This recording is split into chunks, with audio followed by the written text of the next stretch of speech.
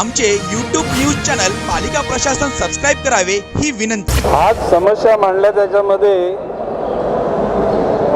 दिघा विभागातल्या 6 वॉर्डांना न मिळणारं पाणी, तर दिघाच्या 6 वॉर्डचं पाणी MIDC कडून आहे। MIDC कडून जागा मिळालेली आहे, त्या ठिकाणी अंडरग्राउंड टाकी आणि ओव्हरहेड टाकी या दोन्हीचं टेंडर काढणं गरजेचं आहे। आणि त्या लोकांची 3-3, 3.5 दिवस पिण्याचं पाणी न मिळणं ही त्यांची एक प्रकारची झालेली कुचंबना आहे, ती दूर करण्याच्या अनुषंगानं माननीय आयुक्त महोदयांना आम्ही सांगितलेलं आहे। मधल्या कालामध्ये 5 दिवसापूर्वी जो धोधो पाऊस पडला, त्यामध्ये CBD, इन्कम टॅक्स कॉलनी, एकता विहार, निलगिरी गार्डन आणि हा परिसर यामध्ये 2.5-3 फूट पाणी साचलं होतं। त्यामध्ये प्रामुख्याने CBD मध्ये असलेलं होल्डिंग पॉन्ड म्हणजे साठवण खड्डा, त्या खड्ड्यामध्ये जो 70% गाळ साचल्यामुळे पाणी रस्त्यातच तुंबून राहिलं आणि रस्त्यात पाणी तुंबल्यानंतर ते जवळजवळ 350 लोकांच्या घरामध्ये गेलं, तर 70-80 दुकानामध्ये गेलं। दुकानाचे मोठ्या प्रमाणामध्ये भिजल्यामुळे नुकसान झालेलं आहे। लोकांचे संसार एकूणच त्रासदायक स्थितीत गेलेले आहेत। आणि म्हणून होल्डिंग पॉन्ड स्वच्छ करण्याकरता, होल्डिंग पॉन्ड ह्या शब्दाचा अर्थ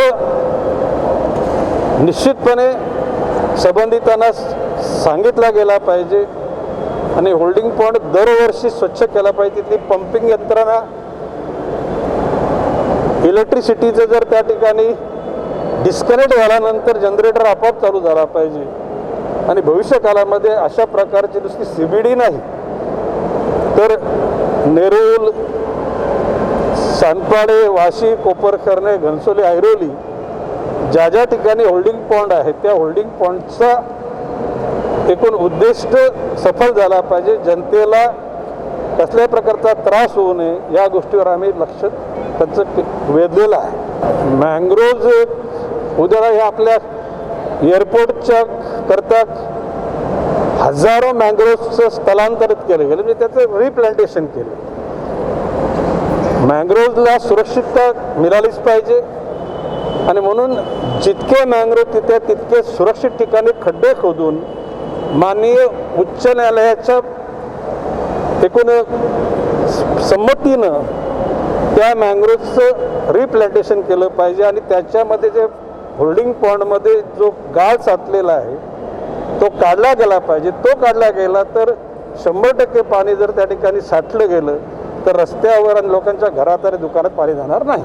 की संदीप नाईकांनी ही बाब माननीय आयुक्त महोदयांच्या निदर्शनास आणून दिली की जून, जुलै, ऑगस्ट, सप्टेंबर, आता ऑक्टोबर येऊ घातलेला आहे। इतक्या कालखंडामध्ये महानगरपालिकेच्या अखत्यारीत असलेल्या 45,000 विद्यार्थ्यांची जी परवड होत आहे, ती परवड युद्ध पातळीवर त्याच्यावर उपाययोजना करून त्यांना शिक्षणापासून वंचित आज राहावं लागते, त्याच्यावर उपाययोजना करण्यासाठी एक अतिशय आग्रहपूर्वक सांगितलेलं आहे। आणि त्याकरता शिक्षण अधिकाऱ्यांच्या नेतृत्वाखाली एक टीम नेऊन ती पूर्तता करण्याच्या अनुषंगाने आयुक्तांनी प्रयत्न करतो असे म्हटले। मी त्यांना एक म्हटलं की सकाळी परिस्थिती चांगली असते, दुपारी चांगली असते, याचा अर्थ ती संध्याकाळी पण राहिली पाहिजे। आपण लोकांनी 9 दिवसाच्या 10 दिवसापैकी 9 दिवसाचं कौतुक केलं, परंतु 10व्या दिवशी जर त्या ठिकाणी आपल्या कर्तव्यामध्ये कामचुकारपणा करणारा जो कोणी अधिकारी वर्ग असेल, कर्मचारी वर्ग असेल, त्याला समज दिली पाहिजे आणि त्या घटकाकडून तशा प्रकारची चूक पुन्हा होणार नाही अशी त्याच्या ठिकाणी अपने महापालिका के पास 4000 इंजेक्शन्स है। संदीप नाइक ने आज माननीय आयुक्त महोदय से ये बात बताई कि भाई जो खासगी रुग्णालय हैं उनको आप कंपलसरी करो कि तुम्हारे दवा के जो स्टोर में ये इंजेक्शन रखने चाहिए, वो तुम्हारे पास नहीं, इसलिए जो पेशेंट के रिश्तेदार लोगों को द्वार द्वार पे लोगों के जाना पड़ता है, वो बात अच्छी नहीं है। और उस पर सही ढंग से मरम्मत करने का उन्होंने यानी एक आश्वासन दिया है। उम्मीद करते हैं उसमें सुधार हो जाएगा। एखाद्या ठिकाणी सकाळचा नाश्ता, दुपारचं जेवण, रात्रीचं जेवण 15 दिवस चांगलं मिळालं। आम्ही पण त्यांना सांगितलं चांगले आहे, तुमची सिस्टीम चांगली आहे, पण 16व्या दिवशी त्या ठिकाणी यंत्रणा बिघडते, तर ती निदर्शनास आम्ही आणलेली आहे। ज्या ठिकाणी कोविडचे त्या ठिकाणी आयसोलेट केलेले जे पेशंट आहेत त्या पेशंटची त्या ठिकाणी कधी 9 दिवस आम्हाला फोन येत नाही, पण 10 दिवशी फोन येतो की पाणी मिळालं नाही, जेवण मिळालं नाही, नाश्ता मिळाला नाही। मी त्यांना सांगितलेलं की शेवटी हे कंटिन्युअस प्रोसेस आहे, हे लोकांच्या करता आपल्याला देणं भाग आहे आणि ते दिलं पाहिजे। मार्च से कोविड का जो एक तो संक्रमण हुआ तो सब लोगों का फोकस कोविड के और रहा। हमने हर मीटिंग में मैंने बोला है कि भाई प्री मानसून के बारे में आपको सोचना पड़ेगा। दुर्भाग्यवश ये चीज़ पे ध्यान नहीं दिया गया। जो पंप है, जो हाई टाइड के टाइम में जो बाहर से बंद होने वाले जो गेट्स है उसकी मरम्मत नहीं की गई। जो हाई टाइड नहीं है, लेकिन यहाँ पे कुछ हेवी मानसून होने के बाद में यहाँ से जो पानी बाहर निकलने के टाइम में जो गेट है वो नहीं खुले। ऐसी डॉक्टर नाथ की ऑब्जर्वेशन है। हमने बोला कि भाई हर मानसून के पहले ये सब यंत्रणा रिन्यू मैंने उसका एक सर्विस अपने से गाड़ी की करते उसी ढंग से उसका सर्विस करने की जरूरत है और आगे चल के वो करेंगे, ऐसा उन्होंने वादा किया। बाढ़ आ गई, कभी सुनामी के कारण, कभी हेवी मानसून के कारण जो लोगों को तकलीफें, आज तक जो रवैया रहा है वो रवैया वो सिस्टम के लिए हम लोग अग्र धरने वाले हैं। वो लोगों को न्याय मिले ऐसी हमारी पक्की इच्छा रही। महावितरण के यहाँ हम लोगों ने जब शिष्टमंडल के साथ हम गए थे, उनको हम लोगों ने निवेदन दिया था। उस वक्त में मैंने बोला था कि भाई बिजली का जो बिल बढ़ा है, हर महीने में यदि आप रीडिंग करते तो 100 का स्लैब का बिल आता था, कई को 200 का आता था। 3-3, 4-4 महीना आप लोगों ने उसका रीडिंग न लेने के कारण 100 का गया, 300 का गया, 500 का गया और हेवी रेट से लोगों को बिल आ गया और उसमें और बढ़त हो गई। फिर उस टाइम में मैंने कहा था कि एक भी नागरिक का इलेक्ट्रिक का कनेक्शन डिस्कनेक्ट करेंगे तो हम लोग रास्ते पे उतरेंगे। आज तक मेरे पास में किसी भी नागरिक का इलेक्ट्रिक का कनेक्शन डिस्कनेक्ट करने की कोई शिकायत आई नहीं है। जब तक वो नहीं आती है तब तक हम लोग आंदोलन करने वाले नहीं है।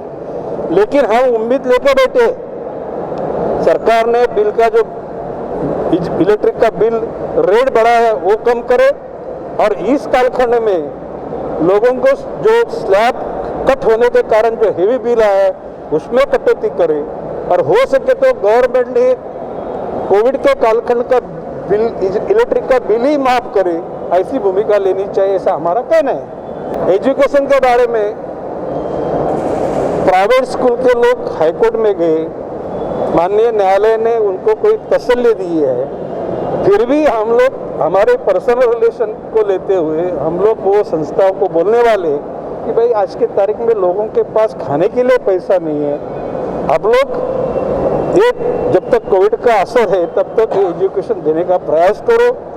जैसा ये असर खत्म हो जाएगा लोग आपका पैसा दे देंगे, फीस दे देंगे। उसके लिए माननीय न्यायालय का सम्मान रखते हुए जो भी बात चौकट में आएगी उसके लिए हम लोग प्रयास कर रहे हैं। कई हॉस्पिटल में जो महिलाओं के डिफ़िकल्ट डिलीवरी हो जाती है, सीजरिंग हो जाती है, उनके बच्चों को यानी सांस लेने में दिक्कत हो जाती है, तो वो जो पूरी यंत्रणा वहाँ रखने के लिए हम लोगों ने उनको चेतावनी दी है। स्पेशलाइज स्टाफ, ट्रेन स्टाफ उधर रखने के लिए बताया है और वो लोग उसकी जो कुछ भी अरेंजमेंट करने की ज़रूरत है वो करने के लिए उन्होंने वादा किया। दीघा के लिए स्पेशल जो टेंडर निकालने के लिए हम लोगों ने बोला है कि जल्दी टेंडर निकालो और उसका टेंडर खाली निकाल के नहीं, उसकी वर्क ऑर्डर से टाइम पे जो काम पूरा करो और लोगों को प्यास जो उनकी बूझ नहीं रही वो प्यास बुझाने का काम करो, बोला है। अभी इसमें जो सफाई कर्मचारी लोग हैं वो लोगों को मुकादम की उधर को जो टेंडर निकलता था उसमें मुकादम का कोई प्रोविजन नहीं था।